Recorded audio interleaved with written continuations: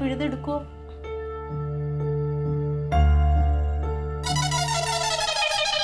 വന്ന് കിടക്ക് ക്ലീറ്റ്. എന്ത് കാര്യത്തിന് ഇങ്ങനെ ജനലുമേ തൂങ്ങി നിക്കണ്?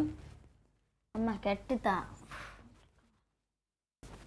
കിടക്കാൻ നിങ്ങൾക്ക് എന്താന്ന് ഇപ്പൊ ഇത്ര വലിയ പ്രശ്നം? മുഖം ഒറ്റ കൊട്ടയുണ്ടല്ലോ. പാർട്ടിയുടെ കാര്യം ആകെ പ്രതിസന്ധിയില്ല. അതിപ്പോ നേരത്തെ അങ്ങനെ തന്നെയല്ലേ? എന്റെ ക്ലീറ്റ് അത് പോവാണെങ്കിൽ അങ്ങ് പോട്ടെ. നമുക്ക് വേറെ എന്തെല്ലാം ബിസിനസ് ഉണ്ട്. ക്ലീറ്റിന് വരുമാനം കിട്ടണമെന്നല്ലേ ഉള്ളൂ. അതെ, പെറ്റമ്മയ്ക്ക് എന്തെങ്കിലും അസുഖം ഒന്നും കിടപ്പായി പോയി എന്ന് പറഞ്ഞ് അങ്ങനെ അങ്ങ് പാടെ തള്ളി പറയാനൊന്നും പറ്റില്ല. ഞങ്ങളെ പാർട്ടിക്കാരങ്ങനെ പഠിച്ചിട്ടുമില്ല. ചിരിപ്പിക്കല്ലേ ക്ലീറ്റോ? പെറ്റമ്മേനെ പറ്റിച്ചാണല്ലോ ഇത്ര നാളും ഓരോ കാര്യം സാധിച്ചോണ്ടിരുന്ന. അപ്പൊ അതോ പറ്റിക്കണേന് കുഴപ്പമില്ല അല്ലേ? ആരെ പറ്റിച്ചു? ആരെ പറ്റിക്കുന്നതാണ്? ആവശ്യമായത് പറയട്ടെ. അതെ, മര്യാദ കിടന്ന് ഉറങ്ങുള്ളൂ. അതെ, മറ്റന്നാളാണ് കറണ്ട് ബില്ല് അടയ്ക്കേണ്ട ലാസ്റ്റ് ഡേറ്റ്. അതൊന്ന് അടച്ചു തരാൻ പറ്റുമോ? ഞാൻ മേശപ്പുറത്തെടുത്ത് വെച്ചിട്ടുണ്ട് ബില്ല്. പൈസ ഉണ്ടല്ലോ അല്ലേ? എൻ്റെ പൈസ ഒന്നുമില്ല. ഇല്ലേ? ഇല്ല, ഇതിൽ പൈസ വരാനുണ്ട്. ഈ രാത്രി വരുമോ? രാത്രി ചൊറിയാൻ നിൽക്കല്ലേ തങ്കം. എന്നാലേ എനിക്ക് കുറച്ച് പൈസ വരാനുള്ളത് വന്നിട്ടുണ്ട്. പൈസ വരാണ്ടായിരുന്നു? ആകാശത്തുനിന്ന് പൊട്ടി വീണത്. ഞാൻ തയ്ച്ച പൈസ കിട്ടിയോ? കിട്ടി. അധികമൊന്നുമില്ല, കുറച്ചേ ഉള്ളൂ. ആ പൈസ കൊണ്ടുപോയി എന്നാ കറണ്ട് ബില്ല് അടച്ചിട്ടും ഇങ്ങോട്ട് വരാൻ പറ്റുമോ? നോക്കാം. അവിടെ പൈസയും ബില്ലും കൂടി വെച്ചിട്ടുണ്ട്. കിടക്കണില്ലെന്ന്. എനിക്ക് കുറേ കാര്യങ്ങളിലൂടെ പ്ലാൻ ചെയ്യാനുണ്ട്. നിങ്ങളങ്ങ് കിടന്നാൽ മതി. പ്ലാനിങ് ഒക്കെ കഴിഞ്ഞിട്ട് കിടന്നോട്ടോ. പ്ലാനിങ് മാത്രം നടക്കും. അയ്യോ കിടക്കുമ്പോ ലൈറ്റാണ് ചേക്കണേ.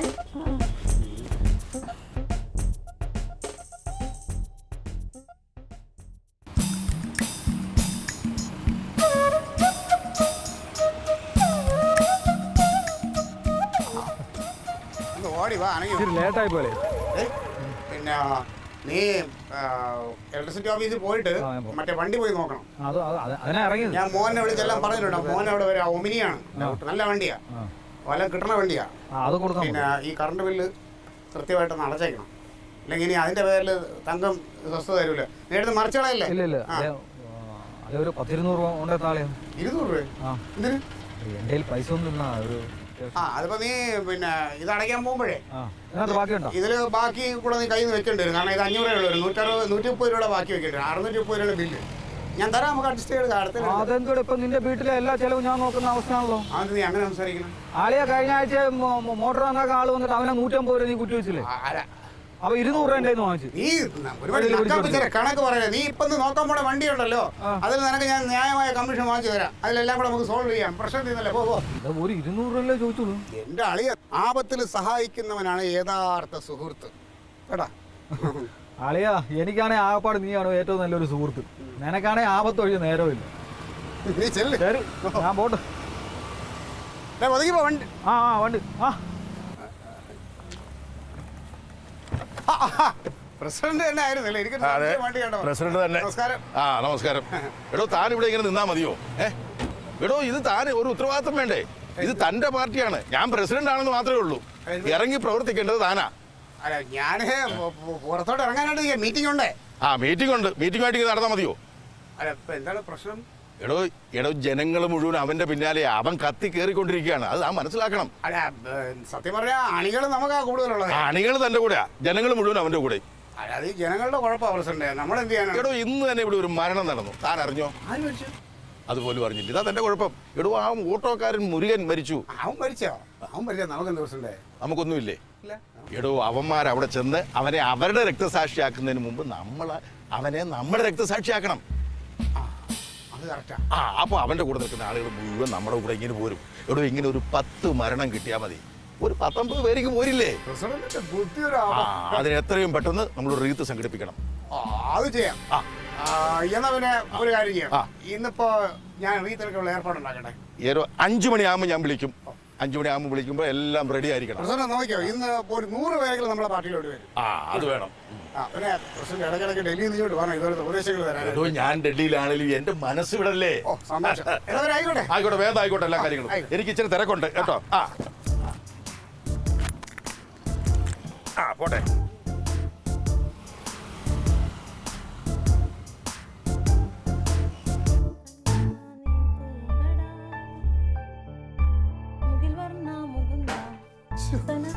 ഒരു കാര്യം ഒരു എന്താ കറണ്ട് ബില്ല് അടയ്ക്കാൻ പോയ ആള് ഒന്നും പറയണ്ട തങ്കം. ഇതല്ലേ കറണ്ട് ബില്ല് അടയ്ക്കാൻ ഞാൻ എന്താന്ന് കറണ്ട് വില കടക്കാൻ ഞാൻ അൻസാറിനെ ഏൽപ്പിച്ചിട്ടുണ്ട്. മനുഷ്യന്റെ കാര്യം ഇത്രേ ഉള്ളൂ. ക്ലീറ്റോന് പിന്നെ എന്താ ക്ലീറ്റോ പണി? തങ്കം ഞാനേ ആകെ ഒരു പ്രതിസന്ധിയിലാണ്. എന്താ എടി നമ്മുടെ മുരുകൻ പോയിടി. ഏതാ എപ്പോ എങ്ങോട്ട് പോയി എന്താ? എടി മുരുകനിൽ നമ്മുടെ പാർട്ടിയിലാണ് ഓട്ടോറിക്ഷയൊക്കെ ഓടിച്ചോണ്ടിരുന്ന മുരുകൻ. നമ്മുടെ ഇവിടെ എപ്പോഴും അവൻ അയാൾ ആരാന്ന് നിങ്ങളുടെ പാർട്ടിയിലാണ്. അയ്യോ എനിക്കറിയില്ലായിരുന്നല്ലോ പാർട്ടിയിൽ അണിയായത്. നിനക്ക് എന്റെ പാർട്ടിയിൽ എത്ര അണികൾ അറിയാം? നിങ്ങളുടെ പാർട്ടിയിൽ ആകെ 9 പേരുണ്ടാവും. 9 പേരെ എനിക്കറിയാം. കൂടുതൽ കളിപ്പടിക്കല്ലേ കേട്ടോ. ഒരു മരിച്ചു എന്ന് പറയുമ്പോൾ അവക്കും എനിക്കും അത് തന്നെ പറയാനുള്ള. ഒരാൾ മരിച്ചു കിടക്കുക, അതും വിറ്റ് കാശാക്കല്ലേ. എടി മുരുകനെ ഞങ്ങളുടെ പാർട്ടിയിൽ ആത്മാർത്ഥമായിട്ട് പ്രവർത്തിക്കുന്ന ഒരു പ്രവർത്തകനാണ്. ആ കഴിഞ്ഞ സമരത്തിനൊക്കെ അപ്പൊ എന്തൊരു ആവേശമായിരുന്നു. എന്നാലും ഞാനേ എനിക്ക് വിശ്വസിക്കാൻ പറ്റണില്ല. ഈ പക്ഷെ ഇത് ഇങ്ങനെ പറഞ്ഞാൽ വിശ്വസിക്കില്ല ക്ലീറ്റോ. ഇച്ചിരി കൂടി ഇമോഷനും വരട്ടെ, കരകി എന്നാലേ നമുക്ക്. അതെ, ഒരുത്ത് കൂടെപ്പറപ്പ് പോകുമ്പോൾ അതിന്റെ വേദന അങ്ങനെ പോയവരൊക്കെ അറിയാവൂ കേട്ടോ. ആവശ്യമില്ലാതെ എന്നെ വിധം മാറ്റരുത്. ഇപ്പം ആശുപത്രി പോയിട്ട് എൻ്റെ ബോഡി വീട്ടിലെത്തിക്കണം. ആകെ ഇത്രയും പെട്ടെന്ന് ഓരോ കാര്യങ്ങൾ സംഭവിക്കണതേ. 1500 രൂപ എടുക്കണ്ടോ? പൈസ 1500 രൂപ എടുക്കാം, ഞാൻ വന്നിട്ട് തരാം. വേണ്ട, വന്നിട്ടും വേണ്ട, ഒന്നും വേണ്ടേ. റീത്ത് വാങ്ങണം ഇനിയിപ്പോ. എൻ്റെ വെള്ളം എവിടെ ഉണ്ട്? തേച്ചിട്ടോ? അത് തേച്ചെങ്കിലും ഇട്ടോ. നീ പൈസ തരണ്ട, അത് തേച്ചിട്ടോടി. കാണാം. ഒരു കാര്യമൊന്നും ചെയ്യാതെ ഇങ്ങനെ ഇരിക്കുകയാണ്. കിട്ടിയോ? വെള്ളം കിട്ടിയോ? ഒരു റീത്തും കൂടി ഞാൻ മേടിച്ചു തരട്ടെ? തങ്ക കൂടുതൽ തമാശ അടിക്കരുത് കേട്ടാ. മുകളിൽ ഒരാളെല്ലാം കണ്ടോണ്ടിരിപ്പുണ്ടെന്ന് ഓർത്തോ ക്ലീറ്റോ. ആ അതന്നെ എനിക്കും പറയാനുള്ളത്. ഇന്ന് കാണുന്നവനെ നാളെ കാണൂല. ഒരാൾ ഇല്ലാതാകുമ്പോഴേ അതിന്റെ വിഷമം അറിയാൻ പറ്റും. ഒരുത്തന്നെ വീട്ടിൽ അവന്റെ അവസ്ഥ എന്താണെന്ന് നിനക്ക് അറിയാമോ? അപ്പൊ തമാശയാണ് അവക്ക്. എണ്ണ എവിടെ ഉണ്ട്? കിട്ടിയാ? ഇങ്ങനെ കിടന്ന് ആദ്യം പിടിക്കണേ അണികളങ്ങോട്ട്. ഞാൻ കുളിച്ചിട്ട് വരുമ്പോ വെള്ളം തേച്ചിട്ടാണോ ഉള്ള കാര്യം? തേച്ചിട്ടിട്ടുണ്ട് ക്ലീറ്റോ, എന്റെ പൊന്നോ. ഇത് ഭയങ്കര കഷ്ടാണല്ലോ. ഇത് നാട്ടിൽ ആര് മരിച്ചാലും എനിക്കാണുള്ള തലവേദന.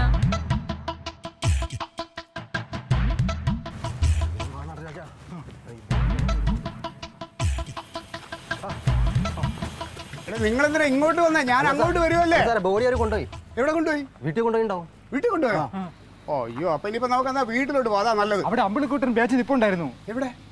ആശുപത്രിയില്ലേ? എന്റെ കർത്താവ്, ഇവനെ കൊണ്ട് ഒരു രീതിയിലും മനുഷ്യന് സമാധാനം തരില്ല എന്ന് പറഞ്ഞാൽ നമ്മളൊരു രക്തസാക്ഷി നഷ്ടപ്പെടും. അതിന് മുമ്പ് നമുക്ക് വീട്ടിൽ എത്തണം. നമുക്ക് പാർട്ടി ഒരു ബൊക്ക വാങ്ങിക്കണം. ബൊക്ക ബൊക്ക മാത്രമാക്കണ്ടടാ, ഒരു ഹാരവും വാങ്ങിച്ച് നമുക്ക് നാദസ്വരം ചെണ്ടമേളം കൂടെ ആക്കി കല്യാണം കൂടെ നടത്താം. കഴുത റീത്തടാ, റീത്ത്. ഞാൻ ഉദ്ദേശിച്ചത് വീട് അറിയില്ല നമുക്ക്. വീടറിയാൻ നമുക്ക് ഓട്ടോറിക്ഷ സ്റ്റാൻഡിൽ ചോദിക്കാം. നിങ്ങൾ നടക്കും. വൈകി പോയാലും നമ്മളെ രക്തസാക്ഷി കൈവിട്ടു പോകും. ഒന്ന് അണങ്ങി വേടാ. ഓ സഞ്ചാരം മാത്രം ആക്കണ്ടടാ. പിന്നെ ഞാൻ 28 കൂട്ടാം. അതെ, നമ്മുടെ ഇന്നലെ ഒരു ഓട്ടോ ഓടിക്കുന്ന മുരുകൻ എന്ന് പറഞ്ഞൊരു പയ്യൻ മരിച്ചില്ല. അവരുടെ വീട് അറിയാമോ? അറിയില്ല. അപ്പുറത്ത് ചോദിക്കോ സാർ?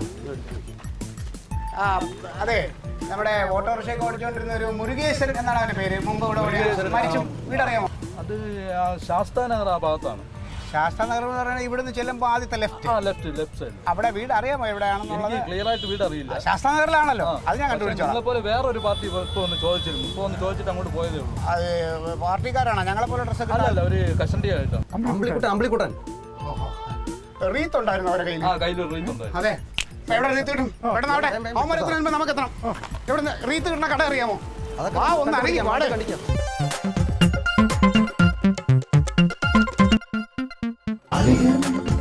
Versus Alien.